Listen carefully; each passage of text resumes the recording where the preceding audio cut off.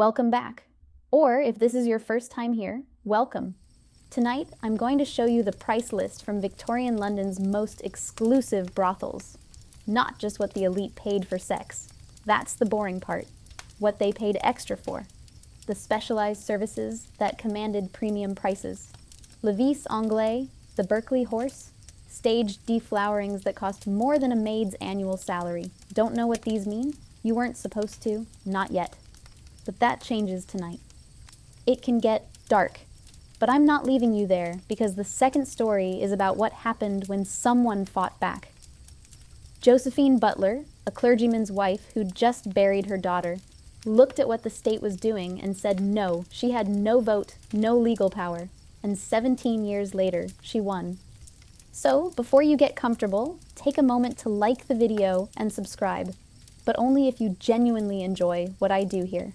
And let me know in the comments where you're tuning in from and what time it is for you. It's always fascinating to see who's joining us from around the world. Now, dim the lights, maybe turn on a fan for that soft background hum, and let's ease into tonight's journey together. The first thing you must understand is that the word brothel is a trap.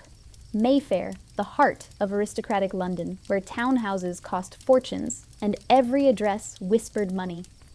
Whitechapel, the East End slums, where families of 6 shared a single room and the air itself smelled of poverty. These were not just different neighborhoods, they were different worlds, separated by 3 miles of cobblestone and an unbridgeable chasm of class, and yet the same economy flowed through both. To understand what the Victorians were really buying, we need to pull back the curtain on both worlds. Let's start in Mayfair. You don't arrive at a front door. You arrive at a discreet side entrance, painted a tasteful dark green. A brass knocker, shaped like a lion's head, feels cold and heavy in your hand. Its sound is muffled, solid. The door opens, and the first wave of sensation hits you. It's not a smell, it's a tapestry. The respectable, clean scent of orange blossom, laid over the sweet, yeasty aroma of freshly baked cakes from a perpetual tea service. Underneath it, the rich, masculine odor of expensive cigars and the heavy, almost cloying fragrance of perfume, jasmine, violet, designed to mask everything else. You are led into a parlor. The lighting is a masterpiece.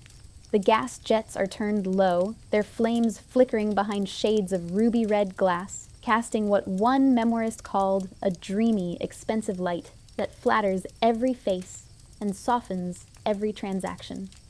Your feet sink into a Persian carpet, your eyes adjust to the glint of gilt picture frames, the deep sheen of velvet settees. The sounds are hushed, the rustle of a silk dress, the gentle clink of a porcelain teacup finding its saucer, a murmur of polite, conspiratorial laughter. Stop here for a moment. Forget the exploitation. Forget the transaction. Consider the sheer artistry of this illusion. Generations of women perfected an entire architecture of fantasy, the exact angle of gaslight through ruby glass, the precise ratio of orange blossom to jasmine that would transport a man from one world to another, the choreography of silk and teacups that could make brutality feel like romance. It was a kind of genius, even if it was a genius born of necessity. These women were building immersive theater before anyone had a word for it. This is the theater, and you have just bought a ticket, one that cost more than a skilled worker's monthly wages for what amounts to the Victorian equivalent of a premium VIP experience with complimentary champagne and an NDA. Now, let's take that same journey, but to Whitechapel. There is no doorbell. There is only a narrow, greasy alleyway, the cobbles slick with something you don't want to identify. The air here is not a tapestry, it's a weapon. It's a foul, thick miasma of unwashed bodies, stale beer, the sharp, eye-watering tang of raw gin, and the pervasive, sweet rot stench of an overflowing cesspool just around the corner. There is no muted light. There is the harsh, flickering glare of a tallow candle in a bottle, revealing a common room with patched chairs and a rickety table. The sounds are not hushed. They are the cacophony of a drunken argument spilling out from a pub, the raw, hacking cough from a nearby crib, the forced, hollow laughter of a transaction happening just behind a threadbare curtain. This curtain is your bedroom. This is a sixpenny knock. The price is not for pleasure, but for survival. The 4 pence to 6 pence you pay is the exact cost of a bed for the night in a common lodging house, the DOS money. Failure to secure it means a night on the streets. This is not commerce. This is a grim biological equation. The architecture tells you everything. 3 miles of cobblestone between Mayfair and Whitechapel. But the real distance? That was measured in something else entirely, in the thickness of the carpet under your feet, in whether the door you entered had a knocker or just a greasy handle, in whether you could taste orange blossom in the air or only gin and desperation. And in this chasm between Mayfair and Whitechapel, behind both the velvet drapes and the threadbare curtains, we find our systemic engine. The Victorian brothel was, above all else, a business, a ruthless, efficient machine for extracting wealth, and its primary innovation was a form of financial alchemy called debt peonage. A woman didn't just work for the house. She was indebted to it forever. This is what happens behind the curtain, the machinery that the public performance was designed to conceal. Imagine a young woman, we'll call her Mary, in a high-end dress house. She sees a rich client. He pays £2, a fortune. She might see 10 such clients in a week, £20, but she never touches that money. The madam takes her cut first, 50%. From Mary's remaining £10, the deductions begin. Room rent, an inflated charge for board, a fee for the mandatory medical inspection, whether it happened or not. A charge for the gown she's wearing, which remains the property of the house. A fine for being late to a client last Tuesday. A fine for appearing sullen. At the end of the week, after generating £20 of revenue, Mary might clear 4. Or, in a bad week, she might find her debt to the madam has actually increased. She is working not for her freedom, but to finance her own imprisonment. It was subscription-based servitude, Victorian OnlyFans, except the platform kept 90% and you could never cancel. This is the mathematics of entrapment hidden behind all that velvet and gaslight. This is the true, great social evil, not sex, but a system of indentured servitude, polished to a high gloss. And who were the men funding this system? The names on the other side of these transactions, the men who signed the checks that made the whole machine run. They were the empire itself, industrial tycoons, government ministers, high-ranking military officers. The anonymous author of the infamous, multi-volume diary, My Secret Life, a man known only as Walter, spent a lifetime and a fortune documenting his transactions in this world. He was not an outlier. He was the archetype, basically the Victorian equivalent of a tech bro with a spreadsheet fetish, except instead of tracking startup metrics, he was documenting every transaction in his sexual supply chain. A gentleman, trapped in a passionless, dynastic marriage to an angel of the house, who sought in the brothel everything he could not find at home: release, variety, and a specific, curated form of power. Which brings us to the premium services, the transactions that commanded the highest prices, the desires that were worth paying extra for. The most famous, the one the French dubbed le Vice Anglais, the English vice, was flagellation. This was not a fringe interest. It was a national pastime for the elite, and its roots are horrifyingly clear. It was born in the brutal, institutionalized culture of the English public school system. For generations of elite boys, the experience of being caned or birched by a figure of authority created a powerful, lasting link between pain, humiliation, and erotic arousal. The brothels provided the stage for the reenactment of this trauma. The most legendary was Mrs. Theresa Berkley's House of Discipline on Charlotte Street. She was a business genius, a governess, who amassed a fortune. Her establishment was an armory of pain. Birch rods, kept green and pliant in tubs of water, whips, cat-o'-nine-tails, holly brushes. Her pièce de résistance was the Berkley Horse, a purpose-built BDSM apparatus a sophisticated bondage rack designed to hold a client in a helpless position for his flogging. And here's the mystery that haunts me. Somewhere in Charlotte Street, Theresa Berkley sat down and designed this machine. She had to sketch it, calculate the angles, work out the weight distribution. She was an engineer of desire, solving technical problems most people couldn't even name. What kind of mind does that? What does it mean that some of the most sophisticated psychological and mechanical design of the Victorian era was happening not in universities or factories, but in the private workshops of madams? This was genius applied to vice. The prices were premium. One client allegedly proposed a scale. 1 shilling for first blood drawn, up to 5 shillings if his heels were bathed in it. She'd essentially invented surge pricing for pain, 2 centuries before Uber. This was not a dark alley perversion. This was a high-end theatrical experience.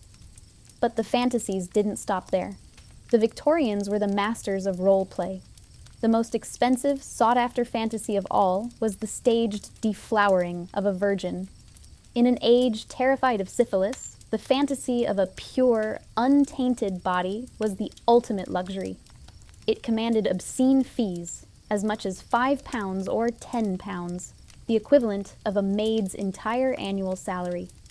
And this demand fueled an appalling trade that exploited the most vulnerable.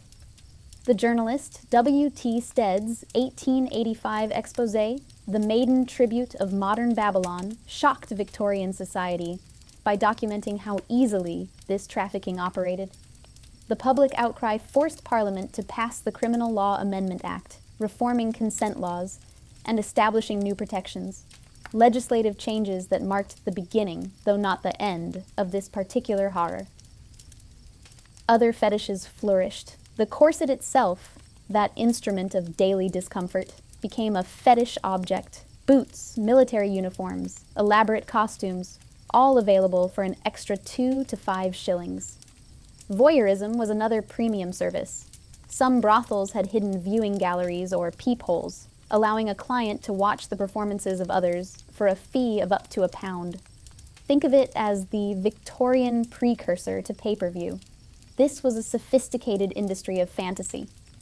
And underpinning it all was the state, not as an opponent, but as a silent partner.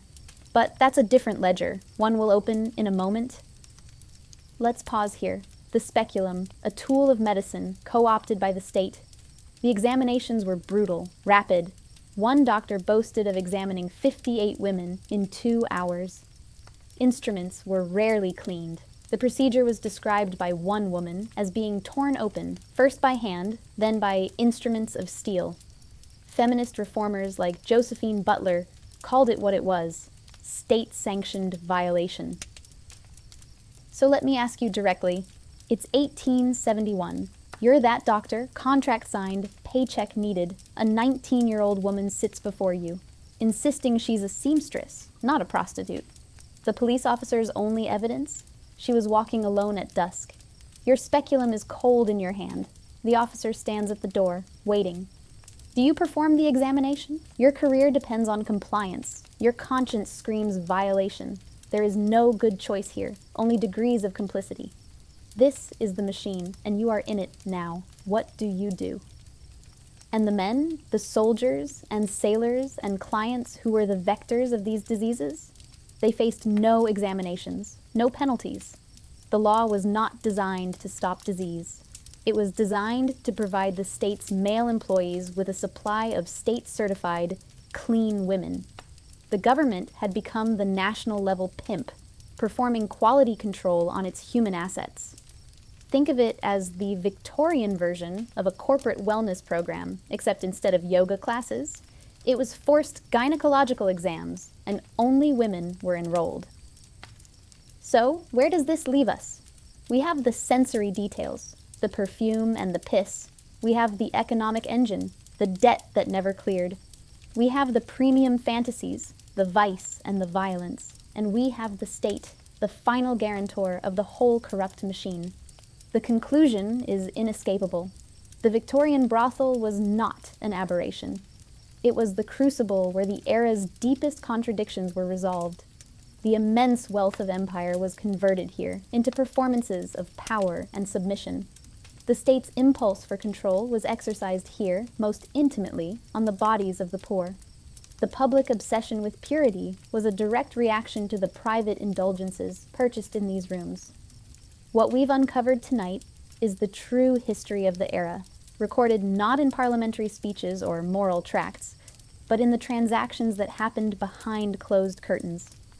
It shows us that the distance between the respectable gentleman in Parliament and the client in the House of Discipline was just a short walk through a gaslit street.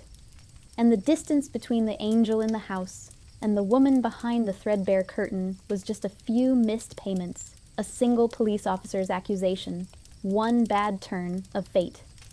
The curtains have long since fallen, the perfumes have faded, the sounds are silent. But the human truths they concealed about power, money, and the price we put on the bodies of others, those truths are still with us, if we only know where to look.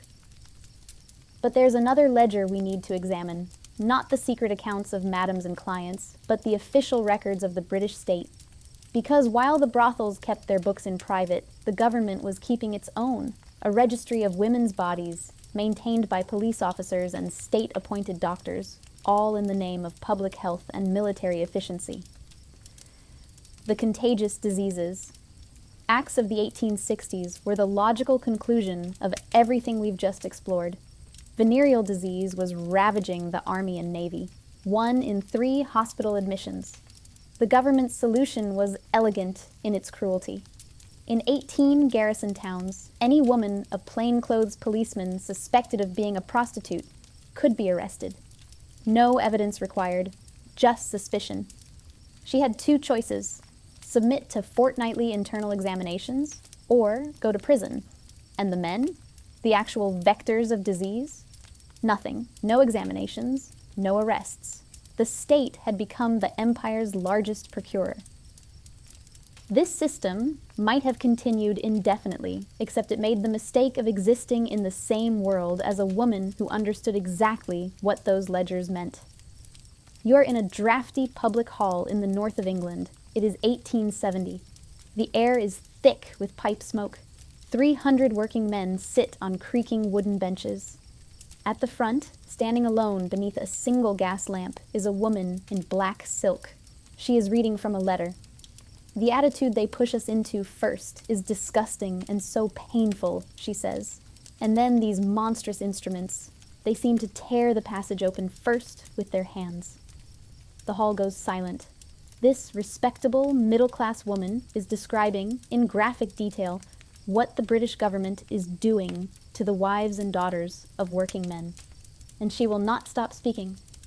Her name is Josephine Butler, and over the next 17 years, she will force the British establishment to dismantle a system of state-sanctioned sexual violence, without a vote, without legal standing, without any formal political power whatsoever. To understand how, you need to understand how a crusader is forged. Her father worked alongside William Wilberforce to abolish slavery. She grew up understanding that some wrongs demand your entire life in response. Her husband proposed a perfectly equal union with absolute freedom on both sides, and meant it. But the event that transformed her happened in August 1864. Her 5-year-old daughter, Eva, fell 40 feet from a banister onto a stone floor. Eva died 3 hours later. Josephine watched it happen. Grief, if you're built a certain way, can become fuel. She described feeling an irresistible desire to go forth and find some pain keener than my own. This led her to the Liverpool workhouse, to the underground oakum sheds where destitute women picked apart old ropes with bleeding fingers. She didn't stand apart. She sat on the floor with them. And when she met women dying of venereal disease, women the world had discarded, she brought them into her own home to nurse them. Eva's death gave Josephine something privilege never could: moral authority rooted in shared suffering. When women tried to join the Men's Repeal Association, they were told no. Women's involvement would be unseemly. So Josephine Butler did what women had never done before in British history. She founded her own political organization, the Ladies' National Association, and they didn't ask permission. Think of the LNA as the Victorian equivalent of going viral, over 520 pamphlets by 1871, a weekly journal called The Shield, 57 local branches. On New Year's Day, 1870, they published the Women's Protest in the Daily News, signed by 124 of Britain's most respected women, including Florence Nightingale. An MP confessed to Butler, "Your manifesto has shaken us very badly in the House of Commons." The campaign was brutal. In 1870 alone, Butler traveled 3,700 miles, London to Cairo, on Victorian trains, delivering 99 speeches. She spoke to working-class men, explained that the acts targeted women of their class, read testimony from examination survivors. She called it what it was: instrumental rape. Mobs attacked her meetings. She was pelted with stones, flour, mud. In Pontefract, they threw red paint over her. In Colchester, they tore her clothes and threatened to burn down her hotel. She fled towns under false names, hid in cellars, was smuggled out at midnight. Her greatest weapon was her respectability. Beautiful, well-dressed, a clergyman's wife. When she used words like rape from a public platform, the establishment couldn't resolve the cognitive dissonance. An immoral woman could be dismissed. But Josephine Butler, the embodiment of Victorian feminine virtue, was impossible to ignore. The LNA made it personal. They found Mrs. Percy, a widow and actress in Aldershot, never charged with anything, harassed by police, until she wrote to the Daily Telegraph that she would rather die than submit to examination. 18 days later, her body was found in the Basingstoke Canal. They found Elizabeth Holt, already on the register, examined 14 times, who refused to attend another examination and went to prison rather than comply. The innocent victim, the defiant resistor. Together, they told the complete story. Between 1870 and 1881, the LNA presented over 10,000 petitions with more than 2 million signatures to Parliament. 2 million. In an era when you had to physically sign paper. No internet, no social media, this was organizing on a scale never attempted by women. In April 1883, a motion disapproving of compulsory examinations passed by 72 votes. The government suspended the examinations. In April 1886, after 17 years of campaigning, the acts were formally repealed. Josephine Butler watched from the ladies' gallery. When her allies emerged with joyful faces, she didn't need to hear the numbers. She saw it in their eyes. Her warfare was accomplished. When she died in 1906, a former prostitute she had sheltered decades earlier wrote, "She sat on the floor with us. She called us her sisters. She meant it." We opened tonight's journey in a Mayfair brothel with a woman's hand tracing codes in a ledger. We've followed that ledger through the machinery of debt, through the transactions of fantasy, through the apparatus of state control. And here, at the end, we find the same question. Who owns the ledger? Who gets to write the entries? Who decides what a body is worth? For 17 years, Josephine Butler fought to take that pen out of the hands of the state, and she won. Not by becoming powerful, but by making power itself unbearable to wield unjustly.